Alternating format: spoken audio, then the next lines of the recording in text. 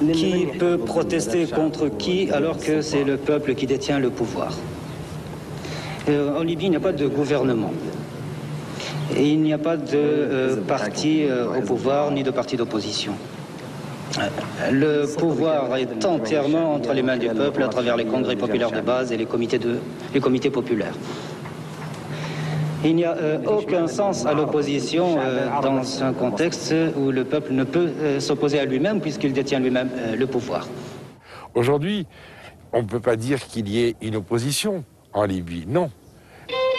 Installés dans les plus petits villages, les comités révolutionnaires seront donc, bien qu'écoutés, seulement consultés par le guide.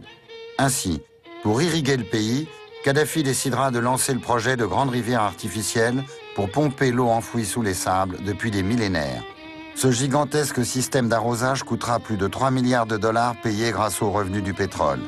La Libye, c'est entre 3 et 5% de terres arables. Aujourd'hui, à Kobao, à quelques mètres des greniers fortifiés de Kobao, là où les paysans entassaient leur huile, leurs céréales et tout ce dont ils avaient besoin pour toute la saison, on comprend réellement ce besoin de sortir de l'eau du centre de la terre. Nous avons aussi encouragé les banques à financer 50% des projets touristiques, en prenant en compte évidemment les conditions de la Banque centrale.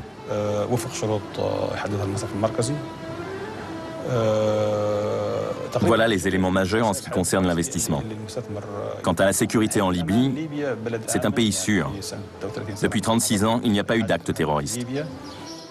Depuis la fin des années 90 et notamment l'an 2000, il y a eu une sorte de curiosité qui a poussé nos compatriotes à venir découvrir ces trésors.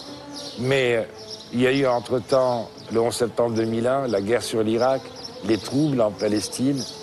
Tout cela a aussi ralenti le flux de ce que peut être le tourisme de demain dans ce pays. Une mamelle économique, mais aussi un énorme vivier de connaissances et de savoir de ce qu'a été notre passé en Méditerranée. La Libye est donc un pays riche en train de devenir encore plus riche. Depuis la levée de l'embargo américain en 2004, l'argent y abonde. Le peuple libyen, cher à Kadhafi, en est-il le premier bénéficiaire? La redistribution se fait selon un processus qui est particulier. C'est-à-dire qu'un certain nombre de produits, jusqu'à présent, ont été subventionnés, dans ce sens où l'État revendait aux citoyens des produits en dessous du prix auquel il l'achetait. C'était une façon de redistribuer la manne pétrolière. Depuis quelques mois, les droits de douane ont été supprimés. Et c'était une façon de dire l'État n'a pas besoin de redevances pour boucler son budget, puisqu'il est à la manne pétrolière. Nous abaissons donc les droits de douane pour permettre aux citoyens d'augmenter son pouvoir d'achat. Le prix de l'essence ici est de 6 centimes le litre.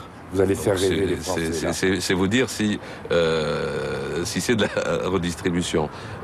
Effectivement, ça peut faire rêver en Europe.